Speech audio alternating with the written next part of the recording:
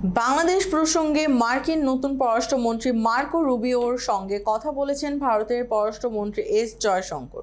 তবে তাদের মধ্যে ঠিক কী কথা হয়েছে এখনই তা বলতে রাজি নয় দিল্লি। মার্কিন প্রেসিডেন্ট ডোনাল্ড ট্রাম্পের শপথ গ্রহণের পর প্রথম দ্বিপাক্ষিক কোনো বৈঠকে জয়শঙ্করের সঙ্গে মিলিত হন রুবিও। বিস্তারিত ডেস্ক রিপোর্টে। বৈঠকে ট্রাম্প প্রশাসনের নীতির উপর জোর দেন মার্কিন পররাষ্ট্রমন্ত্রী। বুধবার ওয়াশিংটন ডিসিতে ভারতীয় দূতাবাসে অনুষ্ঠিত এক সংবাদ সম্মেলনে এসব কথা জানান জয়শঙ্কর।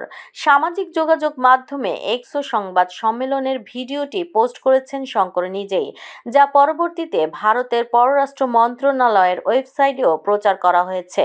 সংবাদ সম্মেলনে রুবিওর সঙ্গে জয়শঙ্করের মধ্যকার বৈঠকের নানা বিষয়ে জানতে চেয়ে প্রশ্ন করেন সাংবাদিকরা। সেখানে এক নারী সাংবাদিক বাংলাদেশ প্রসঙ্গে যুক্তরাষ্ট্রের পররাষ্ট্রমন্ত্রীর সঙ্গে কি কথা হয়েছে তা জানতে চাইলে জয়শঙ্কর বলেন, হ্যাঁ, এ বিষয়ে আমাদের মধ্যে কথা হয়েছে, তবে কি কথা হয়েছে এখনই প্রকাশ করা সমীচীন হবে না।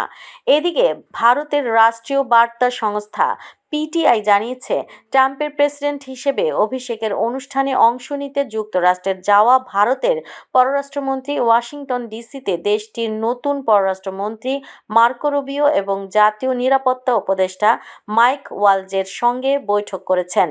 এছাড়া মঙ্গলবার মার্কো রুবিওর সঙ্গে জয়শঙ্করের বৈঠকের বিষয়ে একটি সংবাদ বিজ্ঞপ্তি প্রকাশ করেছেন যুক্তরাষ্ট্রের পররাষ্ট্র দপ্তর। এতে বলা হয়েছে, যুক্তরাষ্ট্র ও ভারতের মধ্যে অংশীদারত্ব জোরদার করার অভিন্ন প্রতিশ্রুতির বিষয়টি নিশ্চিত করেছেন দুই দেশের পররাষ্ট্রমন্ত্রী। বিজ্ঞপ্তিতে আরও বলা হয়, মার্কো রুবিও ও এস জয়শঙ্কর বিস্তৃত বিষয় নিয়ে আলোচনা করেছেন।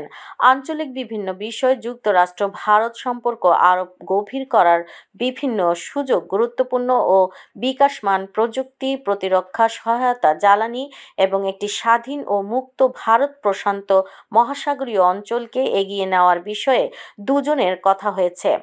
এছাড়া অর্থনৈতিক সম্পর্ককে এগিয়ে নেওয়ার জন্য ভারতের সঙ্গে কাজ করতে ডোনাল্ড ট্রাম্প প্রশাসনের আকাঙ্ক্ষার ওপর যুক্তরাষ্ট্রের পররাষ্ট্রমন্ত্রী জোর দিয়েছেন বলে বিজ্ঞপ্তিতে উল্লেখ করা হয়েছে। একই সঙ্গে তিনি অনিয়মিত অভিবাসন নিয়ে উদ্বেগ প্রকাশ করেছেন।